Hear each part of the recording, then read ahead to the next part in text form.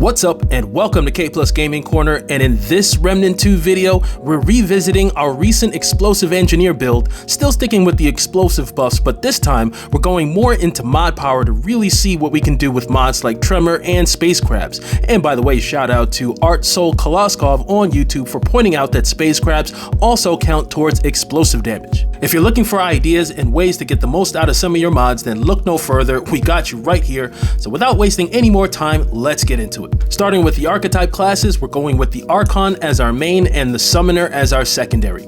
This combination gives us considerable buffs to our mod power, since the amplified damage perk for the Archon is giving us 50% increased mod damage as well as 10% mod crit chance, and the Dominator Summoner damage perk is increasing mod and skill damage by another 35% plus another 5% mod and skill crit chance while your summons are active. The Archon Prime perk Tempest passively generates mod power over time, plus whenever you cast your mods, you're doubling your mod power generation for 10 seconds, allowing you to almost mindlessly spam your favorite mods, which sounds like a great time to me. The Archon skill you use is up to you, it really won't matter in this build.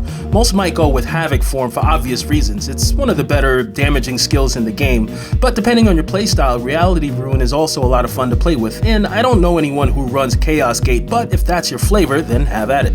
The summon you go with is also flexible. I usually go with the Flyers, but a lot of folks get annoyed when they block your line of sight. The Hollows are cool and extremely useful, that is until you run into flying enemies they can't reach, and the Reaver, while a bit slow at times and doesn't always have the best aim, can be very effective depending on the situation. For the Amulet, we're still using the detonation trigger for the extra 25% explosive damage, plus explosions now apply the burn status onto enemies, and for the rings, again, we're using the blasting cap ring for another 10% explosive damage, and then we're using the soul shard, which increases all damage based on how many summons are active on the battlefield, the shard banded ring for extra mod damage, and then the shade stone for some extra skill damage, which helps your summons become more effective. Some other rings you could consider in a build like this would be the Cataloger's Jewel, which also passively regenerates mod power over time and can basically speed up the Tempest Prime perk for our Archon, pretty much ensuring you'll always have a mod ready to deploy. There's also the Digested Hog Lore, which increases mod damage for 5 seconds whenever you reload your weapon. Dense Silicon Ring could also be helpful. There's Farron's Sigil, where crit and weak spot hits are regenerating mod power, and Encrypted Ring would be an option if you wanted to mix in some extra healing. The weapons are also flexible, but you'll want to choose those where you can select which mods you're going with. At the moment, I'm running with my trusty Black Maw AR-47 as my long gun, and I'm using the Tremor mod, which smacks in this build.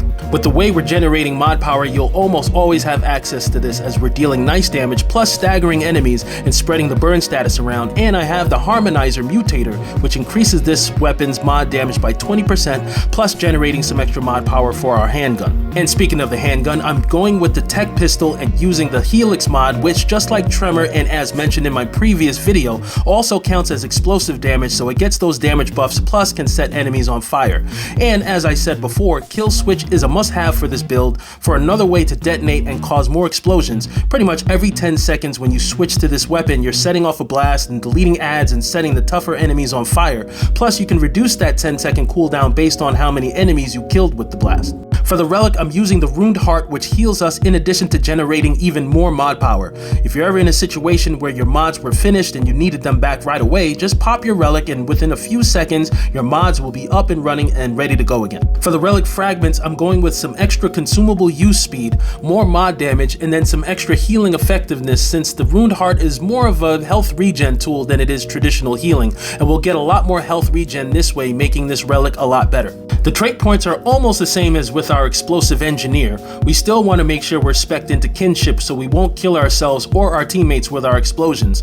Amplitude, so our explosions cover a wider area, and this time I went with Siphoner to get some lifesteal to further supplement the healing we're getting from our Relic. So there you have it, that's the build. Tempest Invoker, which is a great way to have some fun with the explosive mods while blasting your enemies to dust.